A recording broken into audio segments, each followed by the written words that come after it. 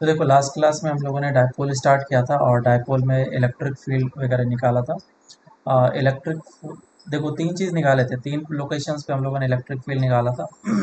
सबसे पहले मैं ऊपर चले जाता हूँ, थोड़ा सा रिवाइज करा देता हूँ। इलेक्ट्रिक डायपोल के बारे में पढ़ा था, जिसमें कि ये बताया था कि डायपोल हमारा किस तरीके से बनता है और किस तरीके से इसका डायरेक्शन हम लोग चूज़ करते हैं। डायपोल मोमेंट क्या होता है, इसका मैग्नीट्यूड कितना होता है, ये चीज़ डिस्कस किया था। उसके बाद फिर डायपोल जब क्रिएट हो गया तो इलेक्ट्रिक फील्ड लाइंस इसके हम लोगों ने देखे, और इलेक्ट्रिक फील्ड लाइंस किस डायरेक्शन में किस तरीके से होता है वो देखने के बाद फिर हम लोगों ने इलेक्ट्रिक फील्ड का स्ट्रेंथ देखा। और डायपोल के दो पोजीशंस होते हैं जो कि जनरली डिफाइंड होते हैं। एक तो होता है हमारा इक्वेटोरियल पोजीशन और एक होता है एक्सियल पोजीशन। एक्सियल मतलब कि एक्सिस वाला पोजीशन, और इक्वेटोरियल पोजीशन, इन दोनों पोजीशंस पे हम लोगों ने फॉर्मूले डिराइव किए थे। ये फार्मूला निकल के आया था, एक्सेल पोजीशन पे आया था 2 kp/r³ वेयर पी वेक्टर, जिस डायरेक्शन में डायपोल का डायरेक्शन होगा वही डायरेक्शन इलेक्ट्रिक फील्ड का डायरेक्शन होगा। और यहाँ पे हम लोग जब इक्वेटोरियल के लिए डिराइव किए थे तो उस समय हमारा फॉर्मूला आया था E equatorial is equals to -kp/r³। और यहाँ पे ये पता चला कि इलेक्ट्रिक फील्ड का डायरेक्शन किधर होगा, जिधर डायपोल का डायरेक्शन है उसके अपोजिट डायरेक्शन में, इसलिए यहाँ पे एक माइनस साइन पड़ा। लेकिन हम लोग क्या याद करके रखेंगे, हमेशा मैग्नीट्यूड में kp/r³ डायरेक्शन खुद से पुट करेंगे। लास्ट जब हम लोगों ने एक किया क्वेश्चन डेरिवेशन, जिसमें कि किसी भी जनरल लोकेशन पॉइंट पी पे अगर मुझे मैग्नेटिक फील्ड निकाल इलेक्ट्रिक फील्ड निकालना हो उस डायपोल के कारण से, तो किस तरीके से निकालेंगे। तो यहाँ पे हम लोगों ने कंपोनेंट ले लिया था, dipole is a vector quantity से, सो हम लोग उसका कंपोनेंट ले सकते हैं दो परपेंडिकुलर डायरेक्शन में, और उन दोनों परपेंडिकुलर डायरेक्शन से इक्वेटोरियल और एक्सियल पोजीशन बन रहा था और उसका वेक्टर एडिशन कर लिया था। तो फाइनल जो हमारा रिजल्ट निकल के आया था that was E net is equals to kp/r³ √1 + 3 cos² और tan फाई कितना निकल के आया था, tan θ/2। तो ये चीज़ हम लोगों ने लास्ट क्लास में देख लिया था। अब चलो इस पे कुछ क्वेश्चंस कर लेते हैं और क्वेश्चन करने के बाद फिर आगे बढ़ेंगे। इस पे फिर हम लोग आगे जाकर के पोटेंशियल भी देखेंगे कि पोटेंशियल कितना होता है डायपोल के कारण से। ओके, तो क्वेश्चन करते हैं और पहले सिंपल क्वेश्चन करते हैं। क्वेश्चन ऐसा है, बोला गया two charges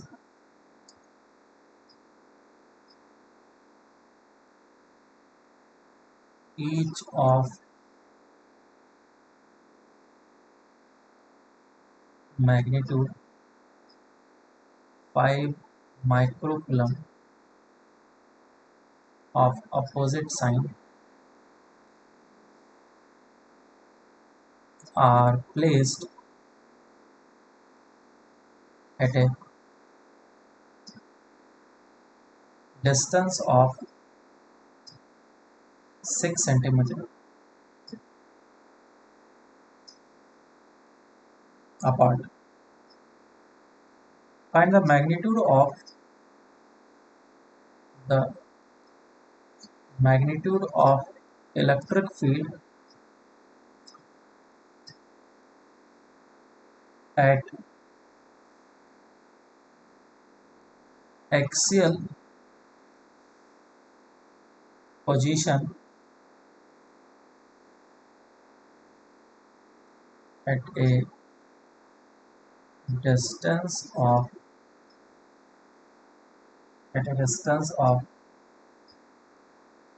uh, let's say that is 20 centimeter on the dipole. Solve करो इसे, काफी सिंपल क्वेश्चन दिया है मैं।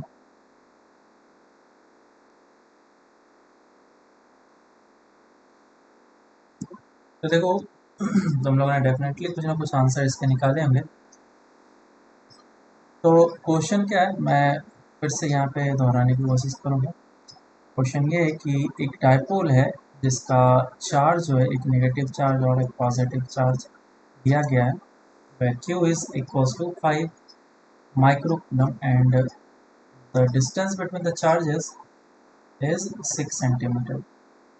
जगह से डायपोल मोमेंट जो होगा वो हमारा निकल जाएगा 5 × 10⁻⁻⁶, मल्टीप्लाइड बाय 6 इंटू 10⁻⁻², मीटर में आ गया। अब मुझे जो इलेक्ट्रिक फील्ड निकालना है एक्सियल पोजीशन पे, कहाँ पे निकालना है, इस लोकेशन पे, कितने डिस्टेंस पे, 20 centimetre.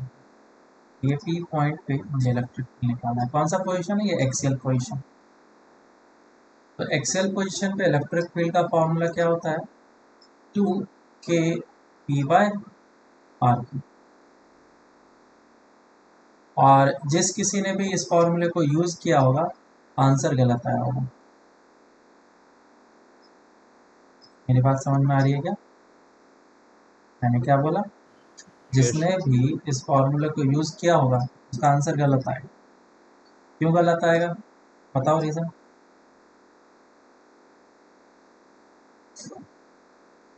R is not much greater than E. हाँ, R is not much greater than A, ये तो है ही नहीं ऐसा, तो ये अप्रोक्सीमेशन तो ले ही नहीं सकते, और ये जब तक अप्रोक्सीमेशन लेंगे नहीं तब तक इस फॉर्मूले को हम लोग अप्लाई नहीं कर सकते हैं। तो ऐसे कंडीशन के लिए क्या करना पड़ेगा, ऐसे तरह के कंडीशन के लिए हमें इलेक्ट्रिक फील्ड निकालना पड़ेगा मैनुअली।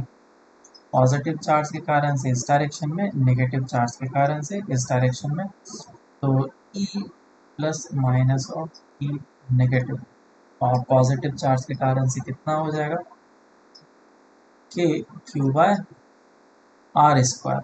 और क्योंकि ये 20 है और कितना डिस्टेंस दिया था उन दोनों के बीच में, 6 दिया है, तो ये हो जाएगा 3 और ये हो जाएगा 20 में से 3 जाएगा 17 हो जाएगा सेंटीमीटर में, 10⁻⁻² का स्क्वायर माइनस ऑफ के Q/r 20 प्लस ऑफ 3, 23 इंटू 10⁻⁻² का स्क्वायर। और इधर से जो आंसर निकल के आएगा वो हमारा सही आंसर होगा। तो अब तुम्हें समझ में आ गया होगा कि किस तरीके से हम लोग को फार्मूले को यूज करना है। क्वेश्चन में कभी मेंशन नहीं होगा कि r is much greater than या फिर लेस देन। अगर डेटा गिवन है तो डेटा को देख करके तुम्हें पहचानना होगा कि फार्मूला मैं यूज कर सकता हूँ या नहीं कर सकता हूँ। और क्वेश्चन में अगर ये तुम्हें वेरिएबल के फॉर्म में गिवन होगा तो अंदर लिख दिया जाएगा R is much greater than A, ऐसा क्वेश्चन में आंसर कर। ठीक है, फिर नेक्स्ट क्वेश्चन करते हैं।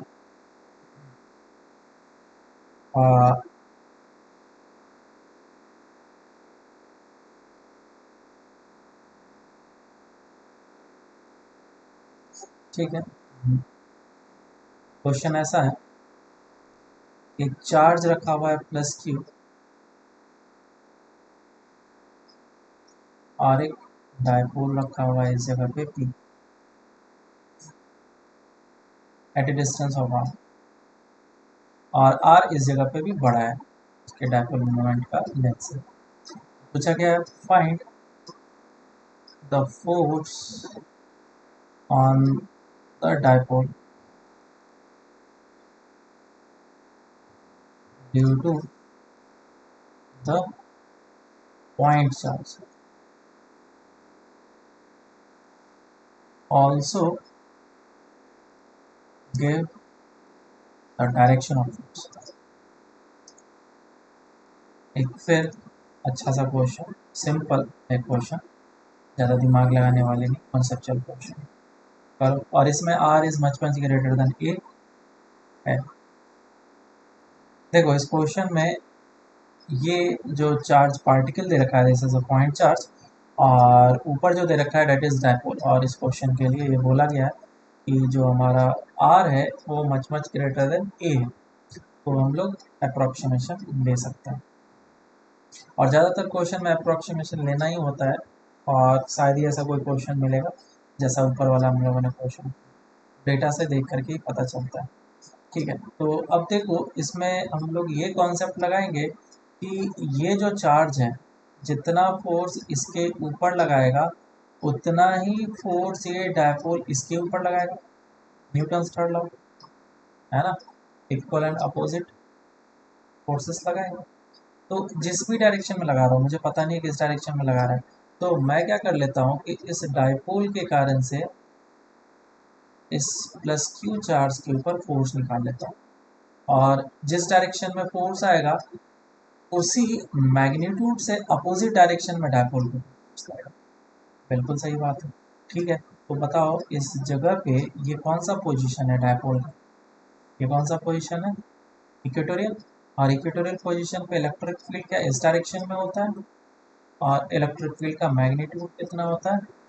के पी बाय आर क्यू, और ये माइनस ऑफ आई कैप के डायरेक्शन में होगा।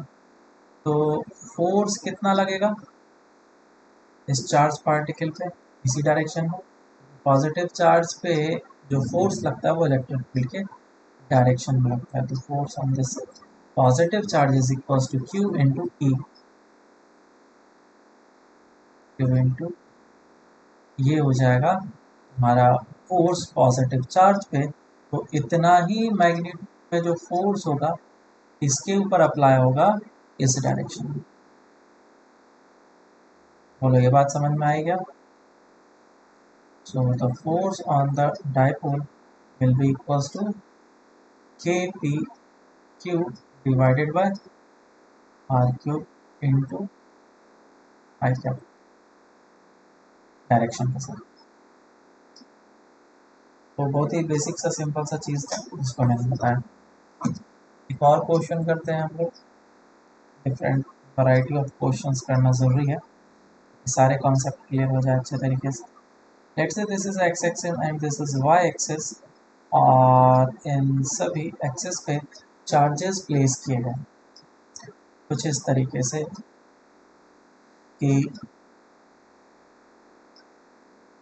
इस जगह पे पॉजिटिव चार्ज है प्लस क्यू, इस जगह पे पॉजिटिव चार्ज है प्लस क्यू, इस जगह पे नेगेटिव चार्ज है माइनस क्यू, और इस जगह पे भी नेगेटिव चार्ज है माइनस क्यू, और सभी के बीच में डिस्टेंस जो है वो ए है। फिर पूछा गया कि फाइंड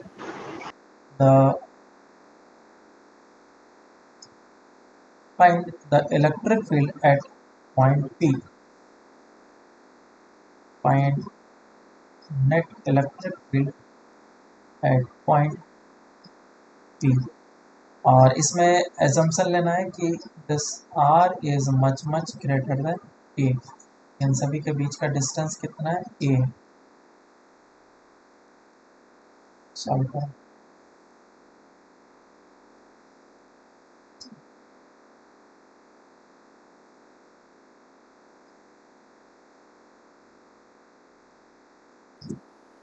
ठीक है, सॉल्व करते हैं। तो ये तुम लोगों ने आंसर दिया है, देखते हैं कि सही है कि नहीं। तो इसको करने का तरीका क्या है? और जैसे ही चार्जेस प्लस और माइनस दिए गए हैं तुम्हें देख करके थोड़ा सा सिमेट्री इसमें नज़र आ रहा होगा, और तुम्हें कहीं ना कहीं डायपोल का कॉन्सेप्ट बनता हुआ दिख रहा होगा। तो बिल्कुल ये जो नेगेटिव चार्ज है और ये पॉजिटिव चार्ज है, इन दोनों को मिलाकर एक डायपोल क्रिएट करेगा, और इसको हम लोग इस तरीके से लिखेंगे, और दूसरा जो डायपोल होगा वो इस तरीके से बनेगा, और दोनों का जो डायपोल मोमेंट होगा वो क्या होगा? इक्वल इन मैग्नीट्यूड होगा, that will be equals to Q into A, ये डायपोल मोमेंट। और मुझे इस पॉइंट पे चाहिए 2, 2 पे चाहिए इलेक्ट्रिक। तो ये जो डिस्टेंस है r, ये कितना डिस्टेंस हो जाएगा? 2√, इसमें तो कोई शक नहीं, 2√। और मुझे दो तरीका है निकालने का कि ऐसा करो कि इसके कारण से इलेक्ट्रिक फील्ड यहाँ पे निकालो, और फिर इसके कारण से इलेक्ट्रिक फील्ड यहाँ पे निकालो, और फिर रिजल्टेंट ले लो। एक तो तरीका ये। तो जनरल पॉइंट पे इलेक्ट्रिक फील्ड का फॉर्मूला हम लोगों ने क्या देखा था? P by are cube root under of 1+3 cos square, याद है ना? और ये एंगल कितना है? 45। तो पुट करोगे तो भी आंसर आ जाएगा, और लेकिन दो डिफरेंट डायरेक्शंस में होंगे तो तुम्हें वेक्टर फॉर्म में उसको दोनों इलेक्ट्रिक फील्ड को ऐड करना होगा। अब जो दूसरा तरीका है वो ये है कि ये दोनों जो डायपोल हैं ये कैसे हैं वेक्टर क्वांटिटी। तो मैंने इस डाइपोल का दो डायरेक्शन में कंपोनेंट लिया, एक इधर और एक इधर। तो पहले वाले डाइपोल का अगर मैं कंपोनेंट इस डायरेक्शन में, तो ये कितना हो जाएगा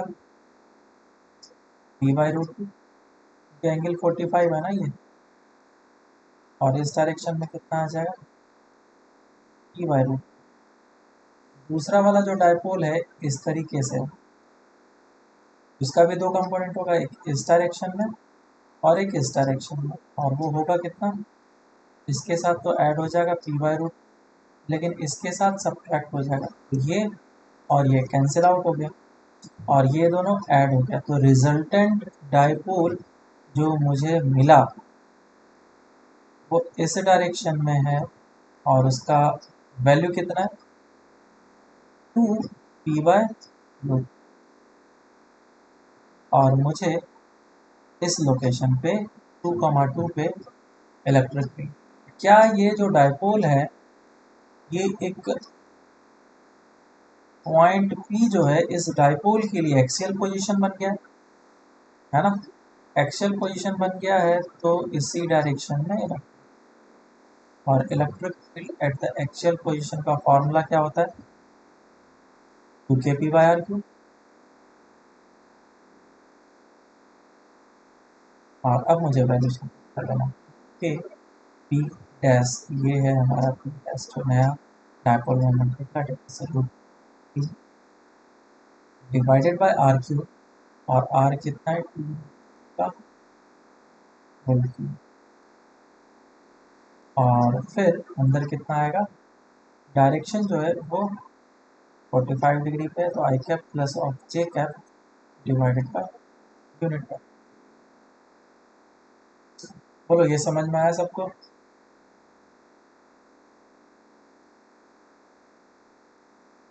आया ना, समझ में आया कि हाँ नहीं। सर।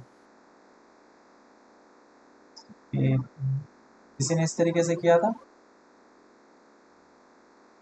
हाँ सर, किया था ऐसे।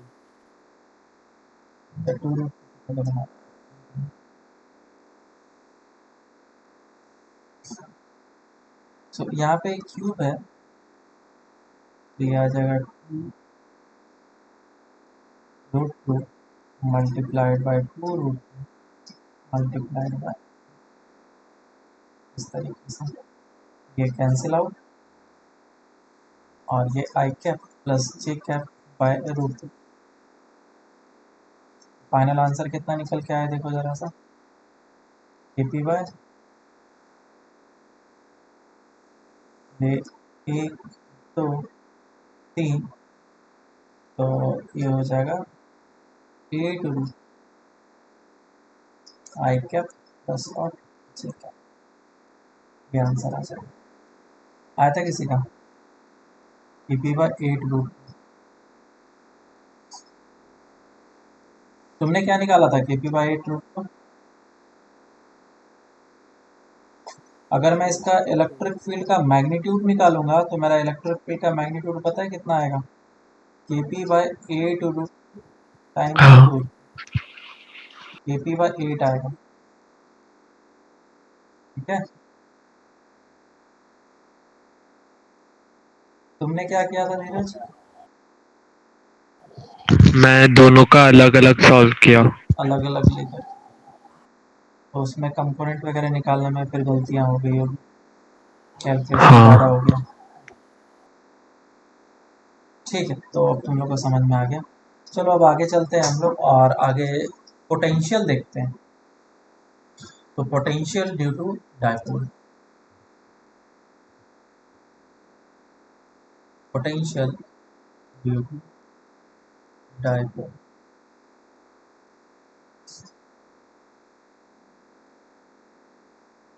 तो जिस तरीके से हम लोगों ने इलेक्ट्रिक फील्ड निकाला था उसी तरीके से हम लोग इस डाइपोल के कारण से पोटेंशियल निकालेंगे, और दो पोजीशंस, इनफैक्ट तीन पोजीशंस हो सकते हैं, एक तो एक्सियल पोजीशन, एक इक्वेटोरियल पोजीशन, और जो लास्ट होगा जनरल लोकेशन, जनरल पॉइंट होगा।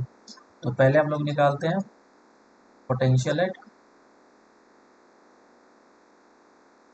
Axial. Axial position.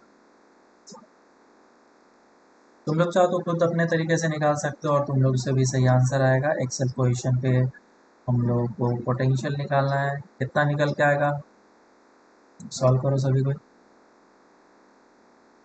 Negative positive ये है और आर डिस्टेंस पे जिस लोकेशन पे पोटेंशियल चाहिए, so the potential at the axial position will be equals to potential due to this positive charge plus potential due to this negative charge। तो positive charge के कारण से पोटेंशियल कितना हो जाएगा,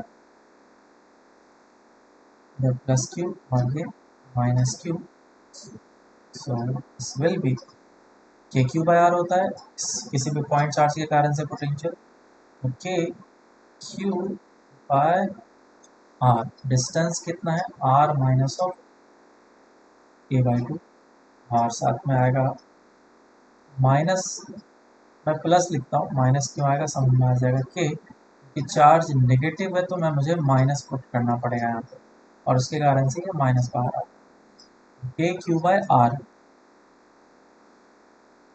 plus of A by two. इसी को LCM वगैरह लो और लेने के बाद फिर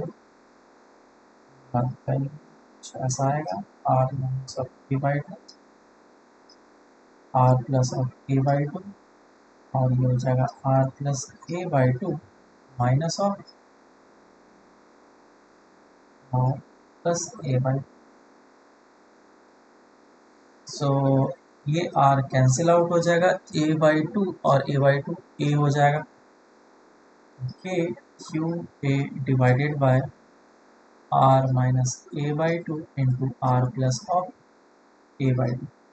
तो अभी तक हम लोगों ने इसमें कोई भी अप्रोक्सीमेशन नहीं लिया and this is the potential due to the dipole at axial position. लेकिन अब मैं अप्रोक्सीमेशन लूँगा कि if r is much greater than a then we can say that नीचे वाला जो पार्ट होगा उसका नेगलेक्ट कर दिया जाएगा और एक्सियल पोजीशन पे जो पोटेंशियल का फॉर्मूला निकल के आएगा डेट विल बी के पी अपॉन आर स्क्वायर। इसे याद रखना है के पी बाय आर स्क्वायर। याद करो इलेक्ट्रिक फील्ड का फॉर्मूला क्या था एक्सियल पोजीशन पे, 2kp bye are cube, confuse नहीं होना है। आर स्क्वायर किस में आता है पोटेंशियल में, आर क्यूब किस में आता है इलेक्ट्रिक फील्ड में। नेक्स्ट इज इक्वेटोरियल पोजीशन है ना, पोटेंशियल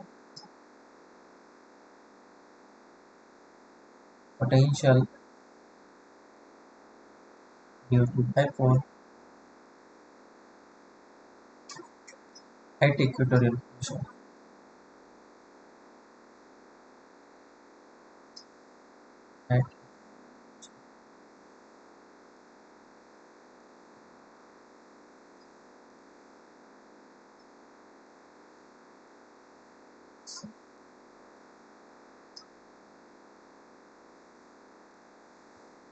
तो फिर से वही काम करेंगे, ये हमारा इक्वेटोरियल पोजीशन हो जाएगा और इस जगह पे डायपोल रहेगा,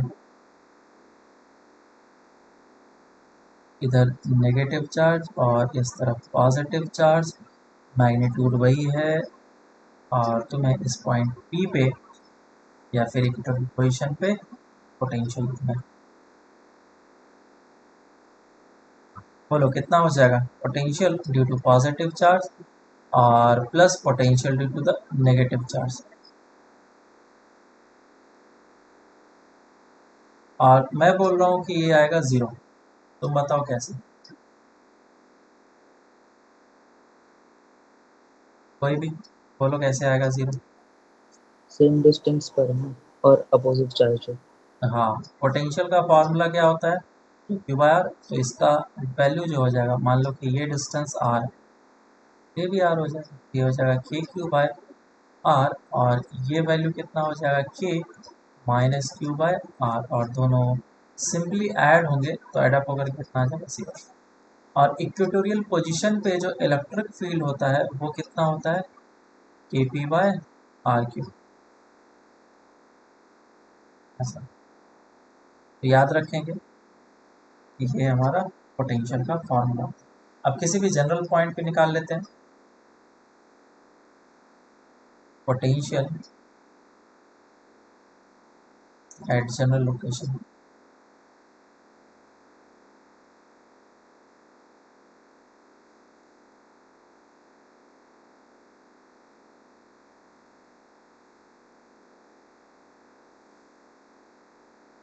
सॉल्व कर सकते हो क्या तुम लोग जनरल लोकेशन पे पोटेंशियल का फॉर्मूला? हाँ सर। जैसे हम लोगों ने इलेक्ट्रिक फील्ड निकाला था उसी तरीके से निकालना है, करके निकालो जल्दी से। सर जरा ऊपर दिखाओ।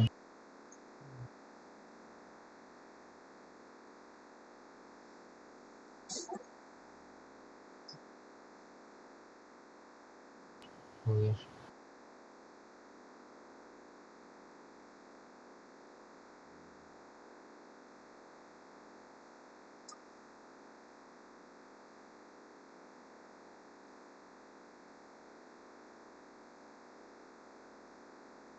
थीटा एंगल पे ये जनरल पॉइंट है, यहाँ पे तुम्हें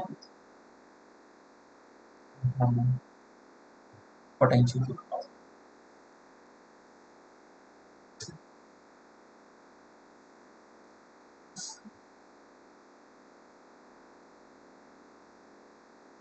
देखो इसका कंपोनेंट लेंगे, एक इस डायरेक्शन में कंपोनेंट आएगा और दूसरा कंपोनेंट इस डायरेक्शन में आएगा।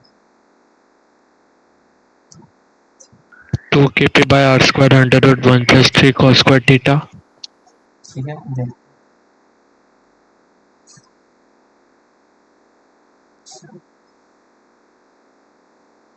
एक कंपोनेंट इधर आएगा और एक कंपोनेंट इस तरफ आएगा। ये एंगल थीटा है, इधर कंपोनेंट आ जाएगा पी कॉस थीटा और इस तरफ आ जाएगा पी साइन थीटा। तो इस वाले के कारण से इस पी वाले पॉइंट पे जो पोटेंशियल होगा वो कौन सा होगा, एक्सियल वाला होगा। एक्सियल वाला पोटेंशियल कितना आ जाएगा बोलो, के पी कॉस थीटा, क्योंकि जो हमारा एक्सियल पोजीशन पे पोटेंशियल का फॉर्मूला होता है वो होता है के पी बाय आर स्क्वायर, लेकिन अब पी क्या बन चुका है, पी कॉस थीटा, तो इसीलिए मैंने लिखा है कि p cos theta by r square. तो ये एक्सियल पोजीशन पे बन। अब दूसरा जो है ये वाला component P sine theta, P sine theta ऐसे होगा और पी साइन थीटा से जो पॉइंट पी है ये कैसा लोकेशन पे है, इक्वेटोरियल लोकेशन पे। और इक्वेटोरियल लोकेशन पे पोटेंशियल कितना होता है, ज़ीरो। मुझे सिंपली क्या कर लेना था, इन दोनों पोटेंशियल को ऐड कर लेना था। इलेक्ट्रिक फील्ड को कैसे करते थे, वेक्टरली ऐड करते। So the net potential will be addition of both equatorial and axial position component के कारण से will be equals to k p cos theta by r square.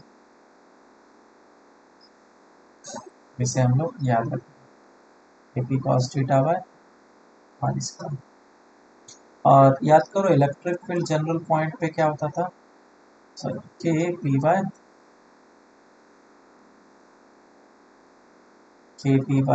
Are cube root under of 1 + 3 cos square, है ना। क्या गलत किया धीरज, yes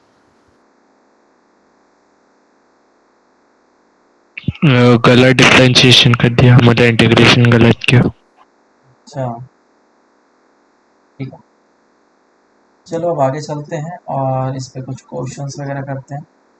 ये general point पे निकल सारी चीज़ें हो, ठीक है। क्वेश्चन बोल,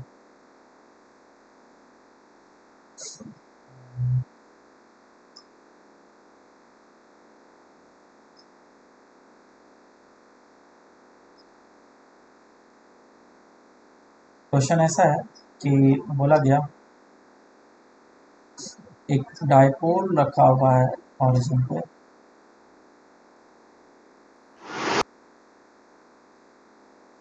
जिसका चार्ज दिया गया है 5 माइक्रोकूलम, और उन दोनों के बीच का जो डिस्टेंस है, distance between them is equals to 5 mm। बोला गया if a charge is moved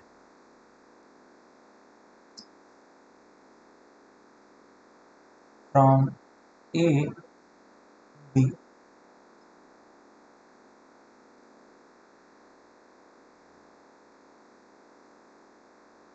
from A to B slowly, then find the work done by the external agent। Solve करो, सिंपल क्वेश्चन। ये कोऑर्डिनेट जो है वो 0 है और ये 0, this is x axis, y axis and these values are in metre.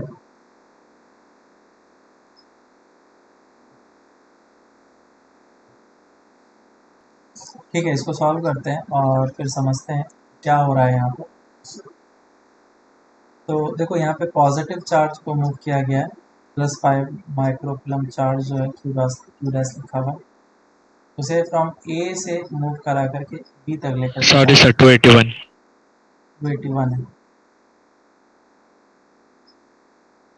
देखना कितना होगा ये जो चार्ज है, अगर मैं ए से बी तक मूव करता हूँ तो जो वर्क होगा, तो पहले तो देखो चेंज इन पोटेंशियल एनर्जी, क्या सिस्टम का पोटेंशियल एनर्जी घट रहा है या बढ़ रहा है? पोटेंशियल एनर्जी घटा या फिर बढ़ा? तो पहले पोटेंशियल एट ए लिख लेते हैं। घट रहा है। पोटेंशियल ए पे कितना हो रहा है? के पी बाय आर क्यू, और बी पे पोटेंशियल कितना होगा? के पी बाय आर। तो इसके कारण से जो एनर्जी होगा सिस्टम का, उस समय कितना हो जाएगा? K p by are cube into q, और यहाँ पे जो एनर्जी हो जाएगा k p by are cube into q. अब इन दोनों क्वांटिटी को देख करके तुम आराम से बता सकते हो कि जो एनर्जी है वो घट रहा है पोटेंशियल। तो कभी भी सिस्टम का पोटेंशियल सर आर स्क्वायर होगा ना? हाँ सर, कभी भी ओके पोटेंशियल लिखना है ना मुझे, मैंने इलेक्ट्रिक फील्ड का फॉर्मूला लिख दिया। देखो सॉरी, यहाँ पे पोटेंशियल का फार्मूला लिखना है, मैंने इलेक्ट्रिक फील्ड का फार्मूला लिख दिया था। तो पोटेंशियल एट पॉइंट ए कितना हो जाएगा? पोटेंशियल ए पे जो होगा that will B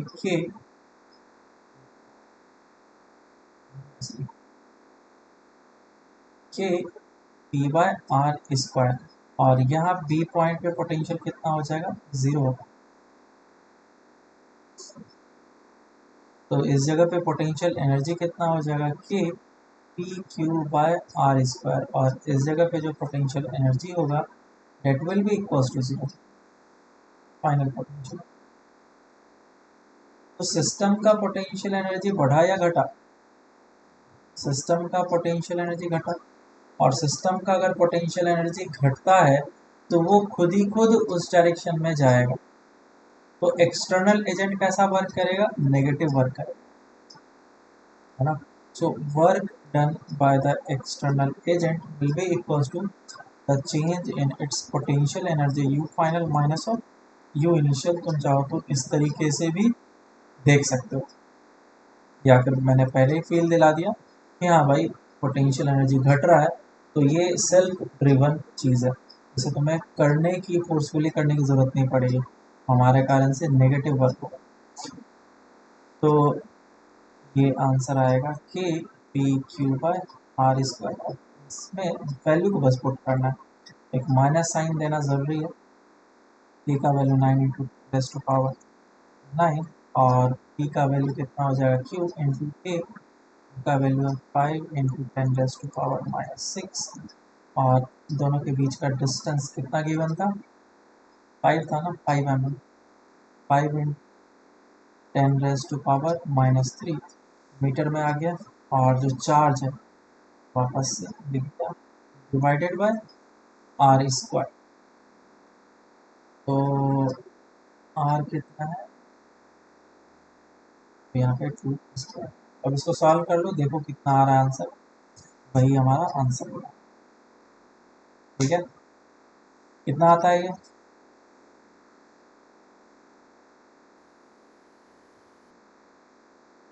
sir first one 281.25 into 10 raised to -6 आएगा।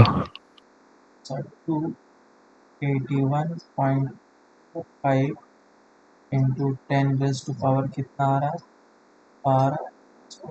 12 -6 15 से 9 जाएगा -6। ठीक है कितना sir 5 into 10 to the power - के ऊपर स्क्वायर क्यों डाला? क्योंकि यहाँ पे एक दूसरा चार्ज भी है ना p में भी एक चार्ज है q तो ये था और यहाँ पे जो q लिखना था मैंने यहाँ पे लिख करके स्क्वायर कर इसका भी मैग्नीट्यूड उतना ही है 5 माइक्रो। ठीक है हाँ सर। ठीक है तो ये तुम्हें समझ में आ गया होगा इस तरीके से पोटेंशियल एनर्जी का काम हम लोग इसमें कर सकते हैं। आगे चलते हैं और देखते हैं और इसमें क्वेश्चंस ऐसे हो सकते हैं।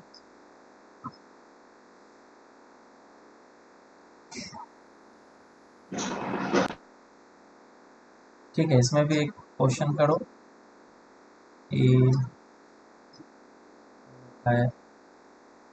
This is x axis and this is y axis और जो डायपोल्स हैं वो दिए गए हैं एक पी इस डायरेक्शन में है और एक पी इस डायरेक्शन में है। तुमसे पूछा गया find the potential at coordinate 2,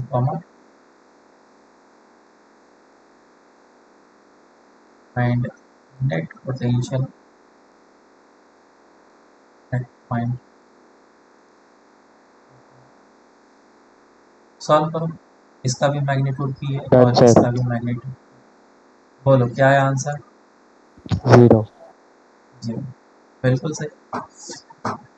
तो इसका और इसका रिजल्टेंट कितना हो जाएगा वो जो डायपोल है p और p इसका रिजल्टेंट इस डायरेक्शन में आ जाएगा दैट विल बी p√2 है ना।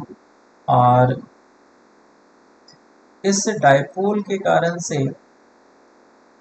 इक्वेटोरियल पोजीशन पे जो इक्वेटोरियल पोजीशन पे जो पोटेंशियल होता है वो कितना होता है 0 होता है।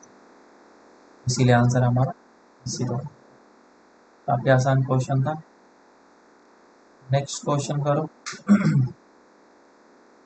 क्वेश्चन ऐसा दिया है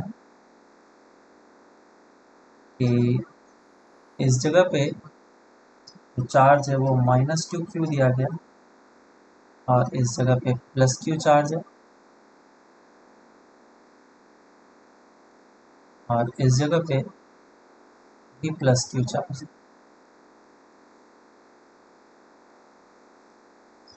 तो बोला गया हाँ इन दोनों के बीच का डिस्टेंस a है। तो पूछा गया कि अगर इस जगह पे Q0 चार्ज रखा गया है 3 पे तो उसे मूव करा करके पॉइंट P पे ले जाना है 3, तो वर्क कितना होगा वो निकाल या फिर सिंपल सा चेंज इन पोटेंशियल एनर्जी मतलब find the change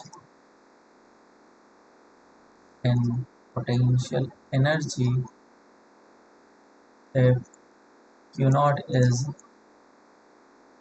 moved from A निकालें। और इसमें फिर से वही जो R है वो मच ग्रेटर देन A दे रखा है, उसके लिए सॉल्व करते हैं। चलो सॉल्व करते हैं इसको, नहीं तो तुम लोग इसमें फंस जाओगे। इसमें कॉस थीटा वगैरह का टर्म आता है और कॉस थीटा का टर्म्स वगैरह को सॉल्व करना पड़ता है। एक तो वो तरीका है, दूसरा है कि जो अभी हम लोगों ने फॉर्मूले लिखे हैं उस फॉर्मूले में एक और मॉडिफिकेशन है, वो तुम्हें यहाँ से देख करके समझ में आ जाएगा। जैसे कि हम लोगों ने फार्मूला जो पढ़ा है पोटेंशियल का, वो कितना होता है, किसी भी जनरल लोकेशन पे जो पोटेंशियल का फार्मूला होता है वो होता है हमारा k p cos theta by r square होता है। इस फॉर्मूले को कैसे लाया गया, ऊपर डेरिवेशन हम लोगों ने देख लिया था। एक्चुअल में अगर हम लोग बात करें कॉस थीटा, तो थीटा क्या है, theta is nothing but the angle made by the position vector. Position vector के साथ किसके साथ एंगल बना रहा है, ये जो हमारा डाइपोल है उस डाइपोल का पोजीशन वेक्टर के साथ जो भी एंगल बन रहा है उसी एंगल को थीटा बोल रहा है। मैं ऊपर लेकर के चलता हूँ इसको जनरल लोकेशन के लिए, यहाँ पे सो दिस इज थीटा, और इसी को हम लोग थीटा यहाँ पे बोल रहे हैं। तो तुम्हारे दिमाग में एक ख्याल आराम से आ जाएगा कि अगर दो वेक्टर्स हैं हमारे पास, विच इज पी वेक्टर और दूसरा है आर वेक्टर, और उसके बीच का एंगल थीटा है, और यहाँ पे बीच में अगर कॉस थीटा आ रहा है तो कॉस थीटा को रिप्लेस किया जा सकता है। कॉस थीटा किससे आता है, क्रॉस प्रोडक्ट से आता है या डॉट प्रोडक्ट से आता है, डॉट प्रोडक्ट से आता है। तो यहाँ पे डॉट प्रोडक्ट। हाँ, तो यहाँ पे जो पोटेंशियल है उस पोटेंशियल के फॉर्मूले को हम लोग इस तरीके से भी लिख सकते हैं, that potential is equals to k p dot r vector और डिवाइडेड बाय आर क्यूब करना पड़ेगा। आर स्क्वायर तो हमारा पहले था, एक आर वेक्टर से ऊपर मल्टीप्लाई किया है तो नीचे एक आर मैग्नीट्यूड से मल्टीप्लाई करना पड़ेगा, तभी हमारा जाकर सेम आएगा। अब देखो डॉट प्रोडक्ट किया है हमने इस जगह पे,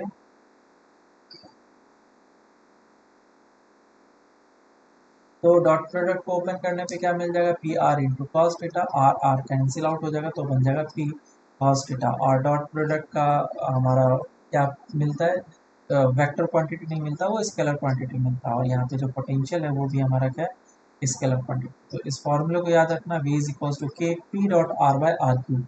जनरली कभी कभी हम लोग ये यूज़ कर लेते हैं, कभी कभी ये यूज़ कर लेते हैं। जैसे कि यहाँ पे जो क्वेश्चन पूछा गया, इस क्वेश्चन के लिए हमारा वेक्टर फॉर्मूला यूज़ करना हमारे लिए ज़्यादा फायदेमंद रहेगा। अदरवाइज हम लोग कॉस थीटा भी निकाल करके कर सकते हैं। ये देखो, ये जो ऐसे एंगल आएगा, ये थीटा जो भी है परपेंडिकुलर ड्रॉप करके वो सब हम निकाल सकते हैं। लेकिन यहाँ पे फिर से एक प्रॉब्लम ये है कि दो डायपोल्स क्रिएट हो रहे हैं, है ना। एक डायपोल इस डायरेक्शन में क्रिएट हो रहा है, एक डायपोल इस डायरेक्शन में क्रिएट हो रहा है। इस -2q चार्ज को मैं कुछ इस तरीके से लिखता हूँ, -q charge and +q charge. तो ये दोनों मिलकर के एक डायपोल बनाया, -q charge and +q charge. तो ये दोनों मिलकर के एक डायपोल। इसी तरीके से मैंने यहाँ पे दो डायपोल को एक साथ लिख दिया, और जो रिजल्टेंट होगा वो इस डायरेक्शन में। सो this is the net dipole moment. तो नेट डायपोल मोमेंट को हम लोग वेक्टर फॉर्म में लिखेंगे, रिजल्टेंट आर लिख देता हूँ, ये हो जाएगा p i cap plus p j cap plus r. और हमारा जो पोजीशन वेक्टर होगा वो पोजीशन वेक्टर कितना हो जाएगा, 2 आई कैप प्लस और 3 जे कैप। ये भी आसान। और मैं इस फॉर्मूले को अब इस तरीके से लिखूंगा, पी डॉट आर, और जैसे ही डॉट प्रोडक्ट हम लोग करते हैं तो हमारे लिए काम काफ़ी ज़्यादा आसान हो जाता है। आई कैप के साथ मल्टीप्लाई होगा और जे कैप के साथ। ये हो जाएगा 2p plus of 3p divided by are cube. R का मैग्नीट्यूड कितना हो जाएगा, root under of 2 square plus of 3 square, that is 4 plus 9।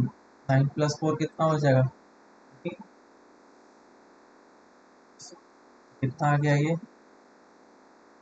5 kp bye 30। तो ये पोटेंशियल जो है वो ए पॉइंट पे निकला, उसी तरीके से पोटेंशियल बी पॉइंट पे निकाल लेते हैं हम लोग। इसके p dot r divided by are cube be equals to कौन सा कोऑर्डिनेट 3, माइनस ऑफ 4 सर 3। 13√13 होगा। ओके आर क्यूब है ना उधर,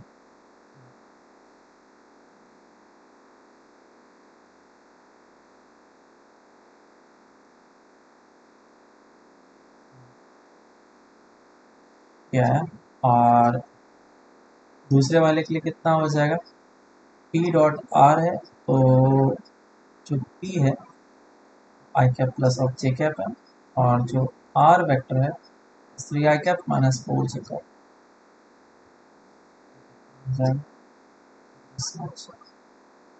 डिवाइडेड बाय आर क्यूब, और ये आई थिंक कितना आता है 5 आएगा, 5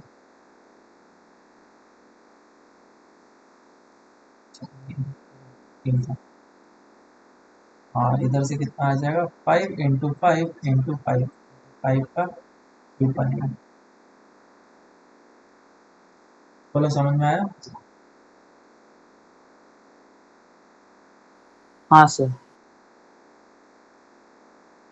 minus of a p by 1। तो ये हमारे पास फाइनल आंसर निकल के आ गया। इन दोनों का डिफरेंस लेना है और डिफरेंस लेंगे तो change in potential energy will be equals to U final minus of V initial, it is equals to Q into V final minus of V initial, और V final कितना है V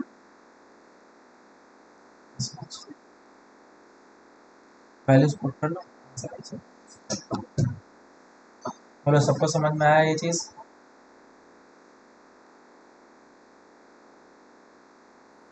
आगे yes बढ़ते sir. हैं और आगे चलते हैं हम लोग। अगर किसी भी डायपोल को इलेक्ट्रिक फील्ड में रखा जाए तो क्या होगा, ठीक है। If any dipole is placed in an external electric field, तो अगर इलेक्ट्रिक फील्ड है तो वो दो तरीके का हो सकता है, या तो यूनिफॉर्म होगा या तो नॉन यूनिफॉर्म होगा। तो हमें दोनों तरीके के बात करना कहता हूँ। डायपोल एक्सटर्नल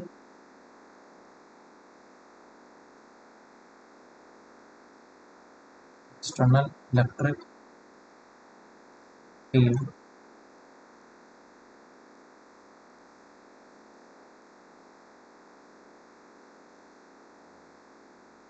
तो जो एक्सटर्नल इलेक्ट्रिक फील्ड में रखा जाएगा, दो केस मैं यहाँ पे दिखा देता हूँ। केस 1 जिसमें कि जो इलेक्ट्रिक फील्ड है वो हमारा इस डायरेक्शन में यूनिफॉर्म है, यूनिफॉर्म इलेक्ट्रिक फील्ड है और डायपोल को रखा जा रहा है। और एक केस ये भी हो सकता है कि जो हमारा इलेक्ट्रिक फील्ड है इस डायरेक्शन में it is not uniform, is not equals to uniform. और अगर ये यूनिफॉर्म नहीं होगा और इसमें अगर डायपोल को रखा जाएगा तो फिर हमारा कुछ और बिहेवियर देखा जा सकता है। तो इन दोनों बिहेवियर को हम लोग एनालाइज करना चाहते हैं, एक एक करके करेंगे। लेट्स पहले मैं ड्रॉ करता हूँ। फील्ड इस डायरेक्शन में है, इस पूरे रीजन में है और उसमें डायपोल को रखा गया है।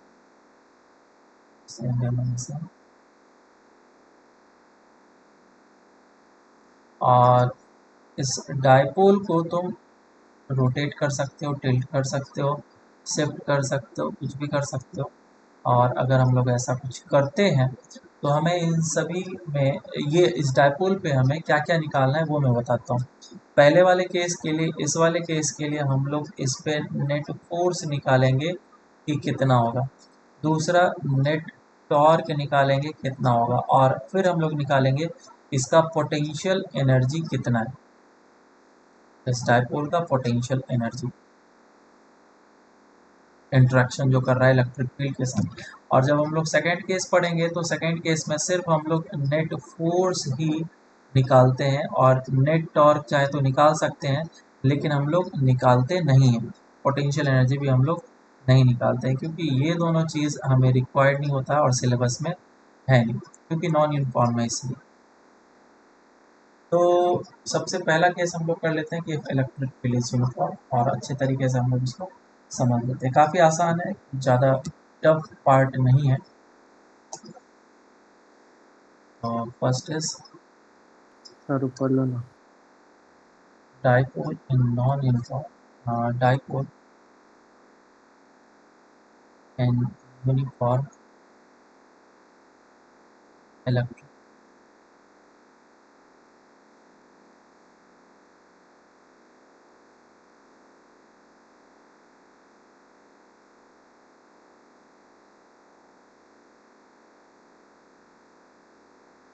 तो मैं डाइपोल को अब यूनिफॉर्म इलेक्ट्रिक फील्ड में रख देता हूँ और फिर उस पर नेट फोर्स देखने की कोशिश करूँगा।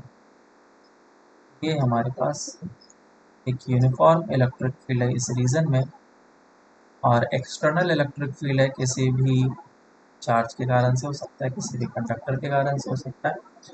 तो इलेक्ट्रिक फील्ड है इस जगह पे विच इज यूनिफॉर्म, और मैंने इस जगह पे एक डायपोल को रखा। तो डायपोल अगर इस जगह पे होगा तो उसका कुछ ना कुछ डायरेक्शन होगा, और जिस तरीके से डायरेक्शन होगा उस तरीके से चार्जेस भी अलाइन होंगे। तो इधर तो होगा नेगेटिव चार्ज और इस तरफ होगा पॉजिटिव चार्ज। इस केस के लिए, अपनी सिचुएशन के लिए, हम लोग इस पे नेट फोर्स निकालने की कोशिश करेंगे। इस जगह पे माइनस क्यू चार्ज है और इस जगह पे प्लस क्यू चार्ज है, and the distance between them is a. बताओ इस पे नेट फोर्स कितना आएगा? ये जो पॉजिटिव चार्ज होगा इस पे इलेक्ट्रिक फील्ड के कारण से फोर्स इस डायरेक्शन में लगेगा, और फोर्स कितना होगा? Q इंटू ई।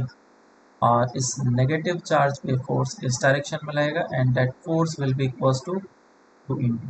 पॉजिटिव चार्ज पे और नेगेटिव चार्ज पे जो मैग्नीट्यूड ऑफ फोर्स लगा है वो इक्वल है, लेकिन डायरेक्शन में क्या है? अपोजिट है। तो नेट फोर्स कितना हो जाएगा? पॉजिटिव चार्ज पे लगने वाला फोर्स, नेगेटिव चार्ज पे लगने वाला फोर्स, दोनों को ऐड कर लो तो ये ऐड अप होकर के कितना आ जाता है? 0। सो द नेट फोर्स इज 0। तो हम लोग यहाँ से क्या बोल सकते हैं कि अगर कोई भी एक्सटर्नल इलेक्ट्रिक फील्ड में विच इज यूनिफॉर्म, अगर कोई यूनिफॉर्म इलेक्ट्रिक फील्ड में डायपोल को रखा जाता है तो उसमें नेट फोर्स कितना होता है? 0।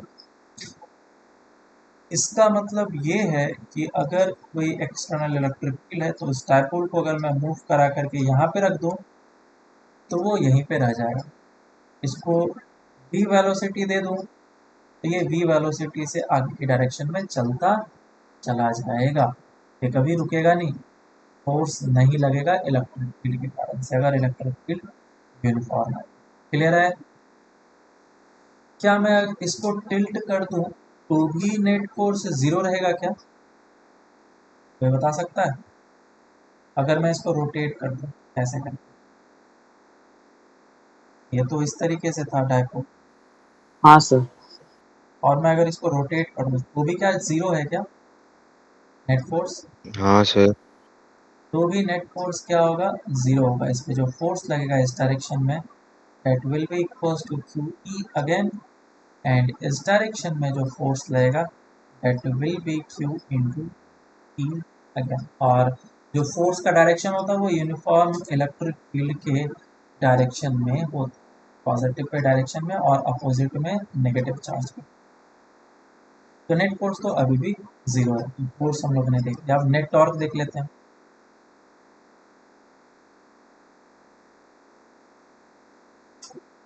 टॉर्क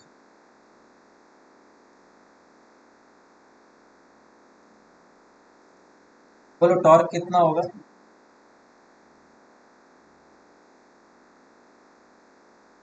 मान लो कि ये डायपोल है और जो डायपोल है इस तरीके से रखा गया, ये डायपोल इस तरीके से रखा, तो इसमें नेट टॉर्क कितना लगेगा? 0। इस कंडीशन में बिल्कुल 0 लगेगा। तो क्या ऑलवेज इस पे नेट टॉर्क 0 ही रहेगा? हाँ सर। जैसे कि नेट फोर्स इस पे 0 था, उसी तरीके से क्या मैं ऑलवेज नेट टॉर्क भी इस पे 0 बोल सकता हूँ? हाँ बोलो। सर। बिल्कुल नहीं, ऐसा बिल्कुल नहीं बोल सकते। क्यों? क्योंकि अगर तुमने एक डायपोल को रोटेट किया, थीटा एंगल से रोटेट कर दिया सुनना, तो इधर होगा नेगेटिव चार्ज और इस तरफ होगा पॉजिटिव चार्ज। तो इस पॉजिटिव चार्ज पे इस डायरेक्शन में फोर्स लगेगा QE और इस डायरेक्शन में फोर्स लगेगा Q इंटू ई। तो क्या ये डायपोल रोटेट होने का कोशिश कर रहा है इस डायरेक्शन में? आया ना? Yes sir. तो हाँ जब सर। रोटेट होने का कोई भी चीज कोशिश करता है तो उस पर तो नेट टॉर्क जीरो हो ही नहीं सकता, बराबर। तो नेट टॉर्क होगा कितना? AQE। अब कपल फोर्स के कारण से टॉर्क अगर तुम्हें पता हो तो सिंपल सा एक बार में ही आंसर आ जाएगा। कपल फोर्स के कारण से जो टॉर्क होता है that is equals to force into distance between them. ठीक है, तो कपल फोर्स इस डायरेक्शन में लग रहा है, इस डायरेक्शन में लग रहा है, तो डिस्टेंस ये वाला नहीं लेना है, परपेंडिकुलर डिस्टेंस बिटवीन देम होता है। ये परपेंडिकुलर डिस्टेंस कितना हो जाएगा a, और ये एंगल है थीटा, तो a cos theta and a sin theta. फिर लिखाएगा तुम्हारा is q into E into a sin theta. चाहो तो तुम सेंटर ऑफ मास के अबाउट टॉर्क भी ले सकते हो, परपेंडिकुलर ड्रॉप करके अगेन थीटा और ये थीटा, और काम करोगे तो फिर से तुम्हारा यही आंसर आ जाएगा। ठीक है, कुछ नया नहीं है इसमें। तो ये हो जाएगा q into a E sine theta, और ये हो जाएगा p t sine theta. So this is our torque जो कि उस के ऊपर लगने वाला। तो इस टॉर्क को हम लोग वापस से दूसरे फॉर्मेट में लिखने की कोशिश करेंगे, और ये जो टॉर्क है P क्रॉस E लिखाएगा। टॉर्क कैसा है हमारा? वेक्टर क्वांटिटी है, इसका डायरेक्शन भी होना चाहिए। और जैसे ही यहाँ पे साइन थीटा आ रहा था तो साइन थीटा को देख करके पता चल गया कि ये क्रॉस प्रोडक्ट में ही जाएगा। ठीक है क्या? तो torque is equals to p cross E, हमें याद रखना है, वेर हाँ p sir. Is the momentum, momentum where p is the dipole moment and E is the electric. तो यहाँ पे अगर डाइपोल का डायरेक्शन इधर है, इलेक्ट्रिक फील्ड का डायरेक्शन इधर है, तो पी क्रॉस ई करेंगे तो हमारा डायरेक्शन किधर आएगा टॉर्क का? माइनस ऑफ जेड एक्सिस, अब अंदर के डायरेक्शन में आएगा। फिर रोटेशन ऐसा होगा ना। हाँ सर। हाँ। तो यहाँ पे जीरो क्यों आया? क्या रीजन था इस जगह पे जीरो होने का? क्योंकि इस जगह पे थीटा क्या हो जाएगा? जीरो, 0। और थीटा जीरो हो जाएगा तो टॉर्क भी हो जाएगा zero. So this is equilibrium position. ये कैसा है? Equilibrium position.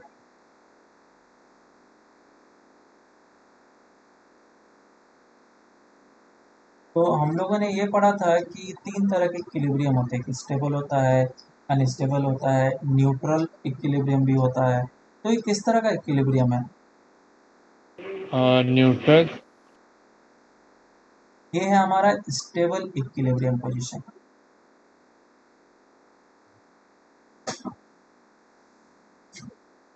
सब मोर देन 90 रोटेट किए तो। मैं कितना भी रोटेट करूं, हाँ हाँ हाँ, समझा सर। मैं कितना भी रोटेट, डजंट मैटर। ठीक है, ये जो पोजीशन है, इस पोजीशन की बात हो रही। थीटा एंगल पे रोटेट कर दिया, उस पोजीशन की बात नहीं हो रही, इस पोजीशन की बात हो रही। जब थीटा होगा जीरो, उस पोजीशन को हम लोग क्या बोलेंगे? Stable equilibrium. तो अनस्टेबल इक्विलिब्रियम कब होगा? बोलो। जब ऐसा हो जाए, क्या इस समय अनस्टेबल इक्विलिब्रियम बोला जा सकता है क्या?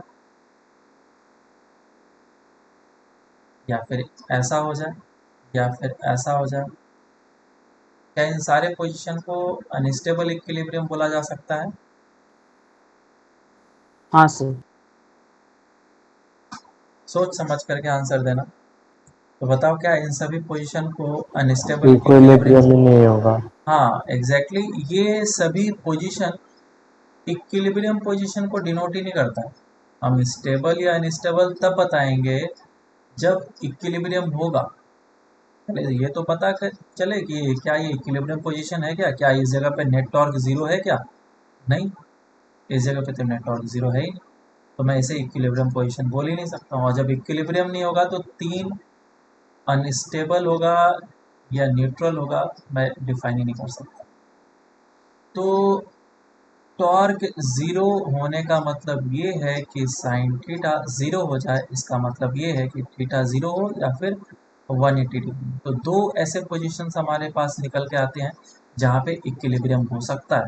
तो जब थीटा होगा ज़ीरो उस समय डायपोल होगा इस तरह से और इलेक्ट्रिक फील्ड इस डायरेक्शन में होगा, और ये पोजीशन क्या कहलाएगा? Stable equilibrium position. और दूसरा, जब थीटा होगा 180 डिग्री तो उस समय इलेक्ट्रिक फील्ड होगा इस डायरेक्शन में और डायपोल होगा इस डायरेक्शन में, और ये जो पोजीशन होगा ये होगा अनस्टेबल इक्विलिब्रियम।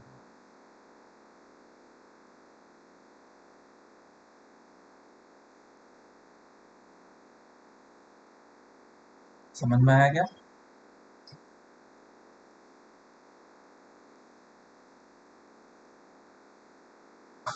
तो हमें ये फॉर्मूला याद रखना है, torque is equal to p cross E which is p E sine theta.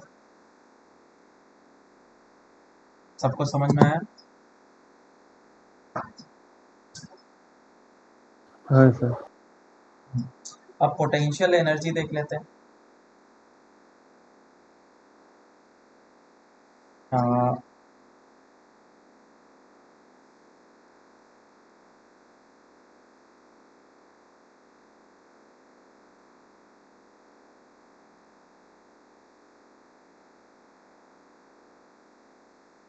Potential energy of the dipole and external electric field.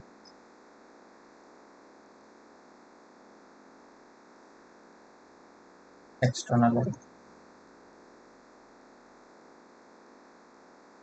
बोलो क्या करना पड़ेगा पोटेंशियल एनर्जी के लिए? कैसे निकालें पोटेंशियल एनर्जी? इस डायरेक्शन में एक्सटर्नल इलेक्ट्रिक फील्ड और हमारे पास एक डायपोल है जो कि इस तरीके से रखा हुआ है स्टेबल पोजीशन। ठीक है, तो मैं क्या करना चाहता हूँ, इसको रोटेट करना चाहता हूँ, और मेरे कारण से जितना भी वर्क होगा, समझना कॉन्सेप्ट को, मेरे कारण से जितना भी वर्क होगा वो सारा का सारा किस में चला जाएगा?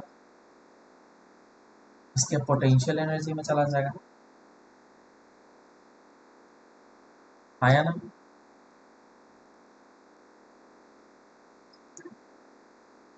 बोलो, इस जगह का Yes, sir. पोटेंशियल एनर्जी इसी तरीके से तो हम लोग निकालेंगे, हाँ जो चेंज इन पोटेंशियल एनर्जी। तो वर्क हमें निकालना है, और कॉन्सेप्ट हमें समझ में आ गया किसी तरीके से वर्क निकालना है, इसको रोटेट करने में कितना हुआ। तो मैंने एक बार पढ़ाया था सर्कुलर मोशन और रोटेशनल मोशन, उसमें सिमिलरिटीज़ बताए थे किस तरीके से हम लोग चेंज कर सकते हैं चीज़ों को। जैसे कि मैंने मोमेंटम लिखा था P is equals to m v, इसमें हम लोग मोमेंटम को कैसे लिख लेते थे? एम को आई से चेंज करते थे, बी को ओमेगा से। याद है ना ये सारी चीज़ें? तो उसी में मैंने एक ये भी बताया था कि वर्क डन कैसे होता है, integration F dot D x, इस तरीके से लिखते हैं। तो अगर मुझे वर्क ट्रांसलेशन में ना निकाल के रोटेशनल में निकालना हो तो कैसे निकलेगा? Torque dot d theta. Torque का डॉट integration. डी टी बराबर है।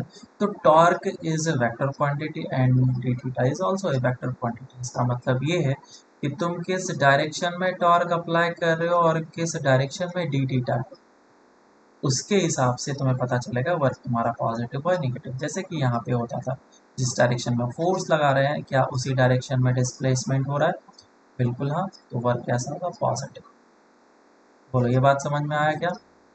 तो हम लोग इसी फॉर्मूले को यूज़ हाँ. करके, इसी फॉर्मूले को यूज़ करके निकालने वाले हैं कि हमारे कारण से कितना वर्क हुआ, और जितना भी वर्क होगा वो इसके change in its potential energy में जाएगा। चलो काम करते हैं फिर। तो work done by external agent will be equal to integration of torque d theta, और डॉट प्रोडक्ट में क्या आ जाता है, वही कॉस थीटा, ये सारी चीज़ें। तो मैंने डॉट प्रोडक्ट, और जो टॉर्क लगेगा वो कितना लगेगा, अगर तुमने इसको थीटा एंगल से रोटेट कर दिया है तो इस इंस्टेंट पे जो टॉर्क लग रहा होगा that will be equals to p E sine theta, है कि नहीं। और इसमें क्या आ जाएगा, डी थीटा आएगा। बोलो क्लियर है। हाँ सर। तो अब तुमने इसको रोटेट किया, और रोटेट कहाँ से कहाँ तक करना है, मैं इसको रोटेट करना चाहता हूँ। देखो इसका पहले तो इंटीग्रेशन कर लो। जो पी है हमारा कांस्टेंट है, पी जो है वो कांस्टेंट है, तो ये पी ई हो गया। साइन के बारे में भी मैं सारी चीज़ें बताऊंगा, टेंशन मत लो। साइन थीटा का इंटीग्रेशन वो कितना हो जाएगा, कॉस थीटा, है ना, प्लस होगा या माइनस होगा, बोलो। माइनस। माइनस होगा, ठीक, माइनस साइन। ठीक है, अब मुझे लिमिट तो कहीं ना कहीं से तो पुट करना होगा, किसी ना किसी जगह से तो मुझे लिमिट देना पड़ेगा। अब जैसे ही मैंने देखा इंटीग्रेशन में कॉस थीटा आया, तो मैं एक लिमिट को ज़ीरो करना चाहता हूँ, मतलब कि कॉस थीटा का टर्म ज़ीरो हो जाए, उसके हिसाब से मुझे थीटा क्या पुट करना चाहिए, 90 डिग्री, आया ना। तो मैं क्या करना चाहता हूँ, मैं इस डायपोल को रोटेट कराना चाहता हूँ, कहाँ से कहाँ तक। इनिशियली डायपोल इस जगह पे था, और फाइनली मैं इस जगह पे रोटेट करके लेके जाना चाहता हूँ। तो इनिशियली अगर इस लोकेशन पे था तो एंगल कितना था, 90 डिग्री, और अब कितना एंगल बन रहा है, क्या बन रहा है, बराबर है क्या। तो अब साइन के बारे में हम लोग भी बात कर लेते हैं। तुम्हारे कारण से फोर्स जो है, टॉर्क जो है वो किस डायरेक्शन में लग रहा है, जो इलेक्ट्रिक फील्ड के कारण से टॉर्क लग रहा है इसके ऊपर, वो इस डायरेक्शन में लग रहा है। तो ऑफ कोर्स क्योंकि इसको धीरे धीरे करके रोटेट कराना है, तो तुम्हारे कारण से टॉर्क तो इस डायरेक्शन में लग रहा होगा। हम लोग तो work done by external electric field निकालना चाह रहे हैं, और एंगल जो है वो हम लोग इस डायरेक्शन में रोटेट करा रहे हैं। तो एक्सटर्नल टॉर्क और जो एंगल है वो अपोजिट डायरेक्शन में, तो मुझे एक माइनस साइन यहाँ पे देना। बात क्लियर है, क्यों आया माइनस साइन, समझ में आया। हाँ सर। और हम लोग इंटीग्रेशन 90 से थीटा क्यों कर रहे हैं वो भी तुम्हें समझना पड़ेगा, क्योंकि हम लोग 90 पे देख रहे हैं कि कॉस का वैल्यू क्या हो रहा है, ज़ीरो हो रहा है। पहले टाइम वेस्ट नहीं करते, इसको इंटीग्रेट कर लेते हैं, फिर इसके बाद भी बताऊंगा चीज़ें। इक्वल्स टू कितना हो जाएगा, ये माइनस माइनस हो जाएगा प्लस, हो जाएगा पी ई, और अंदर हो जाएगा कॉस थीटा।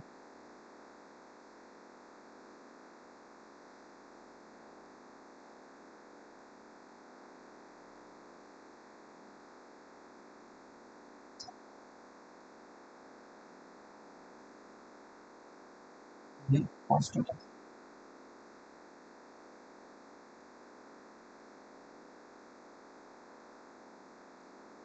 तो यहाँ पे क्या निकल के आएगा, change in its potential energy which will be equals to u initial minus of u final,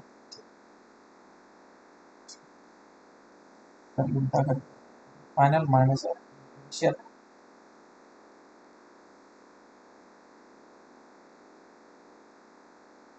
ऐसा आ जाएगा। और इसमें सर ये माइनस एक्सटर्नल फोर्स से है ना, माइनस तो आएगा इनिशियल साइन। माइनस फाइनल होना चाहिए। क्या बोल रहे हो, समझा सर। समझ में आया, माइनस साइन लगा दिया मैंने। हाँ ये चीज़ है। तो अब ये कितना हो जाएगा इसका फाइनल इनिशियल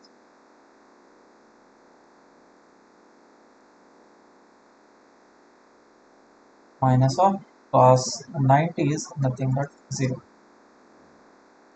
और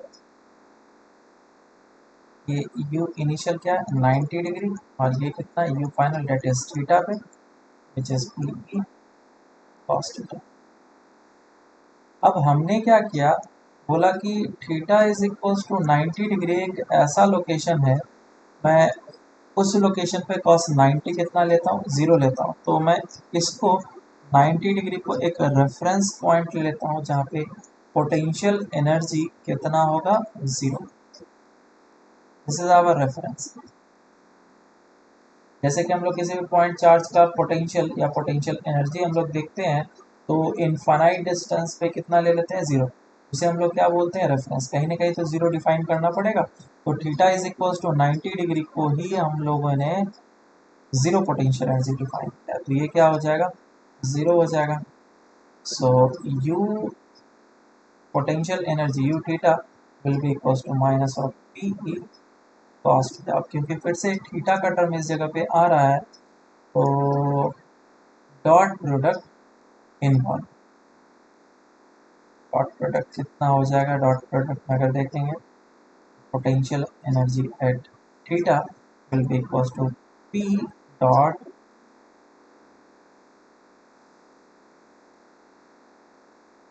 डेरिवेशन थोड़ा सा कॉम्प्लिकेटेड है समझने में, तुम लोग को थोड़ा सा परेशानी हो सकता है। Theta is equal to 90 degree को हमने क्यों रेफरेंस लिया, माइनस साइन कैसे आया, इंटीग्रेशन में 90 से थीटा कैसे गए, थोड़ा वापस से एक बार देखना तुम लोगों को समझ में आ जाएगा। ये बस कुछ कन्वेंशंस है जो कि तुम्हें अच्छे तरीके से याद रखना। तो देखो किसी भी एक्सटर्नल फील्ड में अगर हम लोग डायपोल को रखते हैं तो जो पोटेंशियल एनर्जी होता है फॉर्मूला देखना काफ़ी आसान है। पोटेंशियल एनर्जी क्या होता है minus of P dot E, potential energy बस एक माइनस साइन लगा। ये किसमें अगर डायपोल यूनिफॉर्म एक्सटर्नल फील्ड में रखा हुआ होगा तो तीन लोकेशंस हो सकते हैं। एक थीटा इज इक्वल्स टू 0, अगर थीटा 0 है तो पोटेंशियल एनर्जी कितना होगा माइनस ऑफ पी ई। अगर हमारा theta is equals to 90 degree होगा तो पोटेंशियल एनर्जी कितना हो जाएगा 0। और तीसरा अगर theta is equals to 180 degree हो जाएगा तो पोटेंशियल एनर्जी कितना हो जाएगा पी। तो सबसे मैक्सिमम पोटेंशियल एनर्जी जो है वो 180 डिग्री पे है, मतलब कि सिस्टम सबसे ज़्यादा अनस्टेबल उसी लोकेशन पे होगा जहाँ पे पोटेंशियल एनर्जी सबसे ज़्यादा होगा। इस जगह पे पोटेंशियल एनर्जी कितना है माइनस ऑफ पी, सबसे लोएस्ट, और इस जगह पे पोटेंशियल एनर्जी 90 डिग्री पे कर दिया तो इस लोकेशन पे पोटेंशियल एनर्जी है 0। और जब मैं इसको पूरा का पूरा रोटेट कर दूंगा 180 डिग्री से, इस लोकेशन पे पोटेंशियल एनर्जी कितना हो जाएगा पी, विच इज मैक्सिमम। इसे याद रखना।